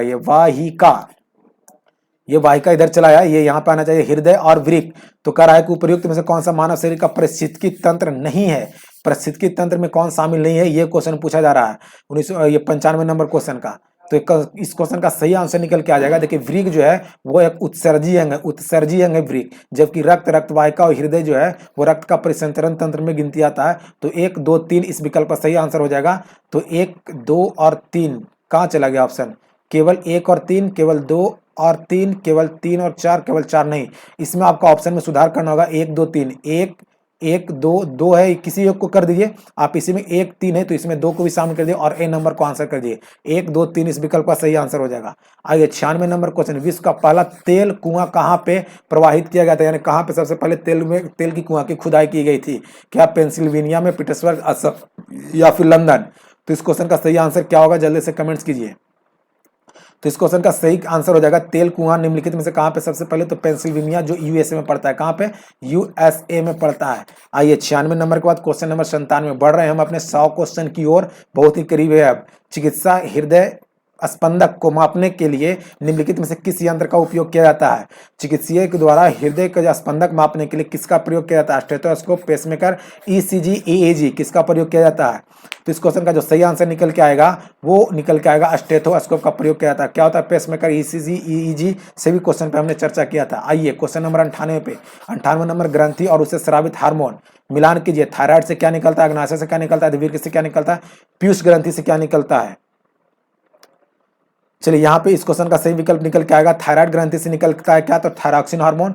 अग्नाशय से निकलता है इंसुलिन, अधिवृक्क से आपको निकलता है एड्रिलिन, अधिवृक्क या एड्रिलिन ग्रंथि बोलते हैं, तो इसे एड्रिलिन नामक हार्मोन निकलता है। पीयूष ग्रंथि से निकलता है वृद्धि हार्मोन। तो 1 का 2, 1 का 2, 2 का 3, 2 का 3, 1 का 2, 2 का 3, इसमें भी कोई विकल्प नहीं सही है क्या? सी का 4, सी का 4, सी का 4, 1 का 2, 2 का 3। तो आप यहाँ पे देख लीजिए मिलान करके, शायद ये मैच नहीं किया हुआ है सही से, तो आपका ये आंसर हो जाएगा इसमें कि थायराइड से निकलता है थायरॉक्सिन, अग्नाशय से निकलता है इंसुलिन, और अधिवृक्क से होता है एड्रेनालिन, पीयूष ग्रंथि से निकलता है वृद्धि हार्मोन। क्वेश्चन बनाने में 1-2 एरर आ जाते हैं, कितने भी बारीकी से चेक की जाती है, 100 क्वेश्चन में कहीं ना कहीं एरर हो ही जाता है, कितना कहीं ना कहीं ऐसा मिस्टेक हो ही जाता है। आइए 99 नंबर क्वेश्चन पे, 100 क्वेश्चन में हम पहुंच चुके हैं सेकंड लास्ट क्वेश्चन पे, और नॉन स्टॉप चल रहा था ये 100 क्वेश्चन का आपका जीके का टेस्ट, जीके जीएस का हर एग्जाम के लिए अवेलेबल है। तो अगर वीडियो आपको लाइक पसंद आ रहा है तो वीडियो को लाइक जरूर करें, अपने दोस्तों में जरूर फैलाएं इसे, और चैनल पे नए हैं तो चैनल को सब्सक्राइब जरूर करें। और कल मंडे है, मंडे को मिलेगा आपको 50 क्वेश्चन का जीके जीएस का टेस्ट। उसमें एक दिन से आपको साइंस सेक्टर होते हैं, एक दिन आर्ट्स सेक्टर होते हैं, और करंट के सेक्टर दोनों दिन चलते रहता है। आइए 99 नंबर क्वेश्चन करा, हाल ही में किस राज्य ने ऐतिहासिक जेल पर्यटक हेतु जेल पर्यटक पहल की शुरुआत की? जेल पर्यटक पहल की शुरुआत किसके द्वारा किया गया? महाराष्ट्र, पश्चिम बंगाल, उत्तर प्रदेश या फिर पंजाब? चलिए इस क्वेश्चन का सही आंसर निकल के आ जाएगा, महाराष्ट्र के द्वारा शुरू किया गया है जेल पर्यटक, शुरुआत किया गया है। आइए 100 नंबर क्वेश्चन और आखिरी क्वेश्चन पे आ चुके हैं। आप अपनी प्रतिक्रिया हमें कमेंट्स बॉक्स में जरूर दीजिएगा, आपको ये 100 क्वेश्चन कैसा लगा, क्वेश्चन की प्रकृति कैसी थी, क्वेश्चन आपको क्या लगता है कि ये एग्जाम में आने वाले, एग्जाम से संबंधित ये क्वेश्चन है, ये एग्जाम में आएंगे। अपनी प्रतिक्रिया कमेंट्स बॉक्स में जरूर दीजिएगा, क्योंकि आपकी कमेंट्स का हमें इंतजार रहता है। आइए आज का आखिरी क्वेश्चन को करते हैं, चलते हैं। हाल ही में अमेरिका ने, हाल ही में 2 बार लिखा जा चुका है, यानी अमेरिका की पहली महिला वित्त मंत्री किसे बनाया गया? तो अमेरिका की पहली वित्त मंत्री बनाया गया जेनेट एलेन को। किसे बनाया गया? जेनेट एलेन को। हमने सारे ऑप्शन पे वहां पे भी चर्चा किया था। तो ये थे 100 क्वेश्चन। उम्मीद करते हैं आपको ये क्वेश्चन 100 का 100 पसंद आया होगा। इसमें बहुत सारे क्वेश्चन आपको पता होगा, और बहुत सारे क्वेश्चन आपको नए होंगे जो आपको जानने को मिलेंगे। तो अगले संडे को फिर नॉन स्टॉप आपको मिलेंगे, संडे का सुपर संडे टेस्ट। तो इंतजार कीजिए अगले संडे को, और ये मंडे टू सैटरडे आपको कंटिन्यू जिस प्रकार से साइंस आर्ट्स का पेपर करंट का क्वेश्चन कराया जा रहा है वैसे ही कराया जा रहा है। वैकेंसी बिहार में सचिवालय सहायक और सब इंस्पेक्टर का तो फॉर्म भरा जा चुका है, लेकिन आपका सचिवालय सहायक बिहार एसएससी का वैकेंसी आने वाला है। और एसएससी में ये आपका ये क्या बोलते हैं एनटीपीसी मेंस का एग्जाम भी होगा, ग्रुप डी का भी एग्जाम होगा, और सभी एग्जाम में, हर एग्जाम में हर तरीके का एक अलग वेटेज होता है, जीके जीएस करंट अफेयर का, स्टैटिस्टिक्स जीके का। तो उस अनुसार ये सारे क्वेश्चन आपको काम आएंगे। तो मिलते हैं कल सुबह 8 बजे फिर अपने क्लास में, और एक नए तरीके से, एक नए सप्ताह में, एक नए एनर्जी के साथ। तो आज की वीडियो में इतना ही, मिलते हैं अगले वीडियो में। जय हिंद, वंदे मातरम, भारत माता की जय।